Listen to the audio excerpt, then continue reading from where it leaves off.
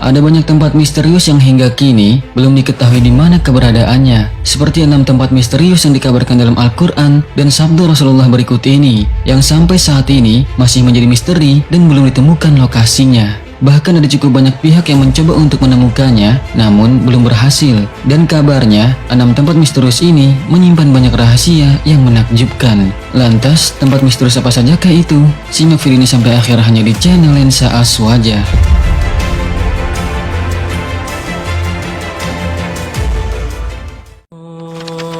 Telaga Ainul Hayat.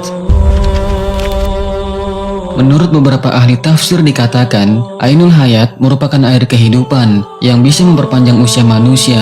Barang siapa yang meminum airnya seteguk saja, maka hidupnya akan abadi. Kehidupannya dijamin oleh Allah Subhanahu wa Ta'ala hingga kiamat, kecuali dia memohon kepadanya untuk dimatikan. Beberapa hikayat menyebutkan, ketika Allah Subhanahu wa Ta'ala menciptakan dunia, Dia menurunkan beberapa tetesan air dari surga ke dunia. Salah satu tetesannya kemudian berubah menjadi Ainul Hayat atau mata air keabadian. Beberapa sumber juga menyebutkan bahwa Dajjal pernah mandi dan meminum air ini sehingga tetap hidup hingga saat ini. Tentunya tidak hanya Dajjal saja, Nabi Khidir alaihissalam juga diyakini oleh sebagian ulama masih hidup hingga saat ini, itu dikarenakan meminum air Ainul Hayat tersebut. Lalu, di mana letak Ainul Hayat ini? Beberapa pendapat mengatakan bahwa Ainul Hayat dijaga oleh Nabi Khidir alaihissalam dan berada di Pulau Bermuda yang merupakan salah satu pulau paling misterius di dunia. Oleh karena itu, beredar kabar bahwa banyak kapal dan orang hilang ketika melewati daerah tersebut karena para setan berbondong-bondong mengelilingi tempat tersebut untuk merebut Ainul Hayat. Namun sahabat beriman, tentunya hal ini hanya Allah Subhanahu wa Ta'ala sajalah yang maha mengetahuinya di mana sebenarnya Ainul Hayat ini berada.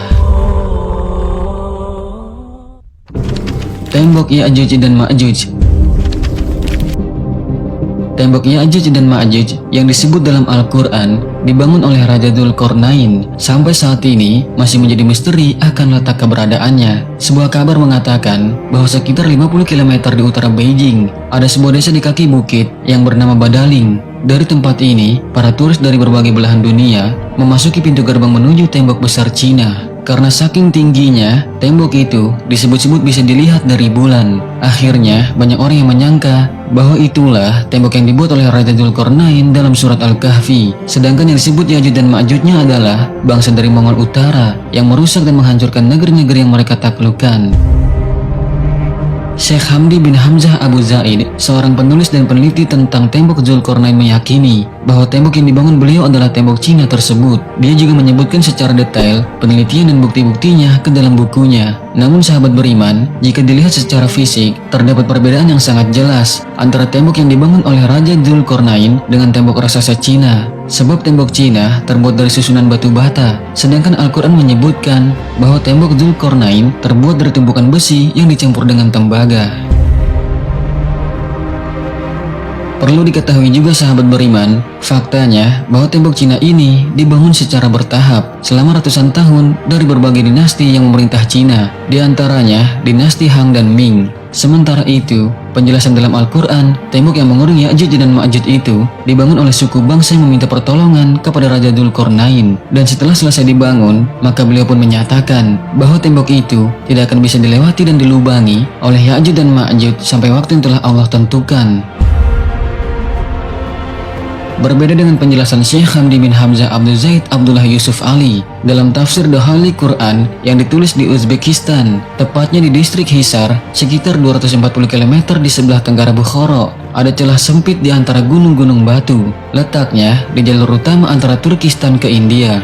Tempat itu kini bernama Buzgol Khona dalam bahasa Turki, tetapi dulu nama Arabnya adalah Bab al-Hadid yang semuanya bermakna pintu gerbang besi. Sayangnya, hasil foto satelit pada koordinat itu sudah tidak ditemukan lagi tembok atau pintu besi tersebut. Pulau Dajjal dikurung.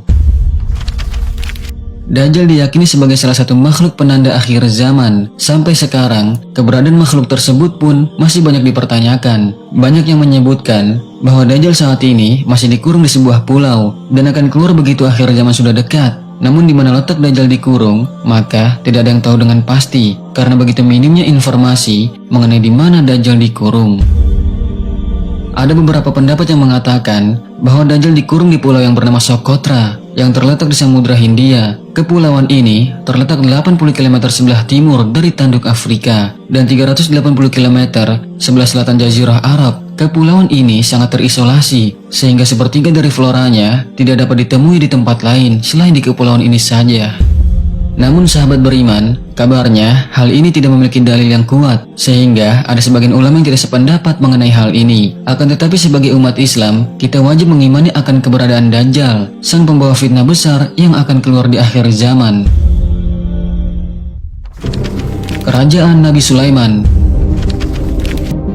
Nabi Sulaiman alaihissalam adalah putra dari Nabi Daud alaihissalam. Nabi Sulaiman dikenal sebagai seorang nabi yang sangat kaya dan memiliki kelebihan yang sangat jarang dimiliki oleh nabi-nabi sebelumnya. Sebagaimana dikisahkan dalam Al-Quran bahwa Nabi Sulaiman adalah seorang raja yang memiliki kekuasaan yang sangat luas. Namun sampai saat ini, jejak lokasi dan bekas kerajaannya masih menjadi misteri.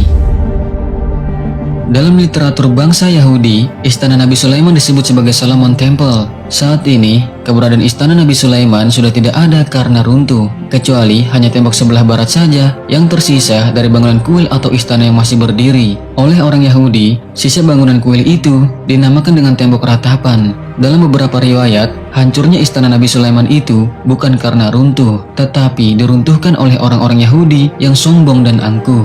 Hal ini pun seperti yang dijelaskan dalam Al-Quran dan telah kami tetapkan terhadap Bani Israel dalam kitab itu. Sesungguhnya, kamu akan membuat kerusakan di muka bumi ini 2 kali dan pasti kamu akan menyombongkan diri dengan kesombongan yang besar. Al-Quran Surat Al-Isra ayat 4. Dalam riwayat lain disebutkan bahwa ciri-ciri istana Nabi Sulaiman adalah pintu istananya terbuat dari kayu zaitun dan cemara, lantainya terbuat dari kaca dan emas, bangunannya pun berwarna-warni seperti biru, ungu, hijau, kuning, dan lainnya. Di lingkungan istananya terdapat bangunan lain seperti gapura di sebelah barat daya. Istana ini juga memiliki 32 pilar di pintu gerbangnya. Beberapa ahli meyakini bahwa fondasi kuil Nabi Sulaiman kini berada di Masjid Al-Aqsa. Namun karena sudah roboh, kuil ini tidak bisa dibangun kembali. Dan berdasarkan hal inilah, banyak pihak yang mengatakan bahwa Yahudi sangat berambisi sekali untuk menghancurkan Masjid Al-Aqsa karena bukan Al-Aqsanya yang menjadi persoalan, melainkan simbol dari kuil Sulaiman sebelumnya. Kabarnya juga, kuil Nabi Sulaiman terletak di sebelah selatan The Dome of Rock, yaitu masjid yang dibangun oleh Khalifah Al-Walid dari dinasti Umayyah. Sumur Barhut. Sumur Barhut merupakan sumur yang sangat misteri sebab belum pernah dijelajahi oleh peneliti. Sumur ini diyakini bukan digali oleh manusia, melainkan dengan bantuan bangsa jin. Bahkan sumur ini disebut sebagai sumber air paling buruk di dunia. Ini merupakan tempat berkumpulnya ruh orang kafir. Barhut adalah sebuah legenda yang masih dalam perdebatan hingga saat ini, termasuk apakah di sana lokasi disimpannya ruh-ruh orang kafir.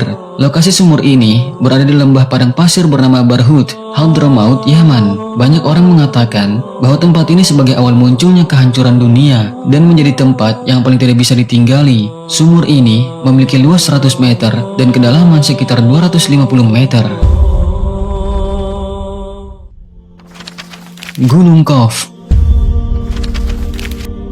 Ketika Rasulullah SAW dimi'rajkan dari Sidratul Muntaha di lapisan langit ke-7, di tengah perjalanan kembali menuju bumi, Rasulullah menyaksikan panorama yang sangat indah dan menakjubkan. Beliau melihat sinar biru membelah angkasa raya. Ketika Rasulullah melihat sinar itu, beliau pun mengajak malaikat Jibril untuk mengunjunginya. Dan ternyata, sinar biru itu berasal dari gunung besar yang bernama Jabal Qaf atau Gunung Qaf.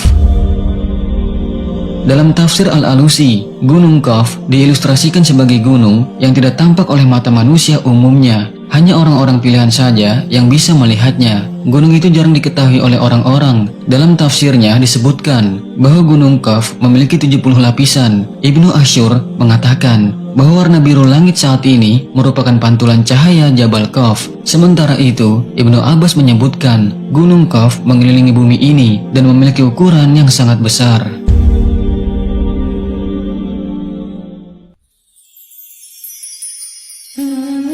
Sahabat beriman, tempat-tempat misterius itu pun masih menjadi misteri sampai saat ini. Dan tentunya hanya Allah Subhanahu wa Ta'ala sajalah yang maha mengetahuinya. Sedangkan data dan bukti dari tempat-tempat ini sebenarnya sudah cukup untuk membuktikan akan kebenaran Al-Quran. Dan ini menjadi tanda akan kebesaran Allah bagi orang yang mau berpikir. Sebagaimana dikatakan dalam Al-Quran, sungguh pada langit dan bumi benar-benar terdapat tanda-tanda kebesaran Allah bagi orang-orang mukmin. Dan pada penciptaan dirimu dan pada makhluk bergerak yang bernyawa yang bertebaran di bumi terdapat tanda-tanda kebesaran Allah untuk kaum yang meyakini. Al-Quran Surat Al-Jasiyah ayat 3-4. Semoga dari pembahasan singkat kali ini dapat meningkatkan keimanan dan ketakwaan kita kepada Allah Subhanahu wa Ta'ala, sehingga rahmat dan keridhaannya bisa kita dapatkan di dunia dan di akhirat. Amin ya Allah ya Rabbal Alamin. Wallahu a'lamu bissawab. Wassalamualaikum warahmatullahi wabarakatuh.